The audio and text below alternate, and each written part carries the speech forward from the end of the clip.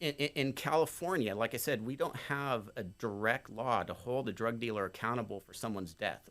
Prosecutors are left to work under this theory of what's called implied malice. And for first degree murder, you have to prove that someone intended to kill somebody. Under second degree murder, we can work under this theory of implied malice, and that is where uh, somebody knows and is aware of the dangers of the activity that they're involved in, and despite that knowledge, despite being aware of those dangers, they continue to do it anyways. And in this case, a drug dealer, and somebody dies.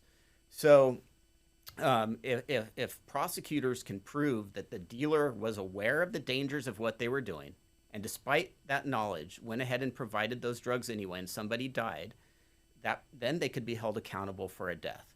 But that is actually a difficult burden to prove. You're trying to prove a mindset.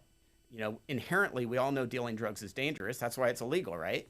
But how do you prove it? A drug dealer can simply say, I didn't know, keep quiet, and it's up to the prosecution to prove otherwise. So we came up with Alexandra's Law. What Alexandra's Law does is if somebody is convicted of a drug offense, they're going to get a warning in court, read by a judge, documented on court records, and also provided to them in writing that makes them aware that drugs are dangerous and can result in somebody's death.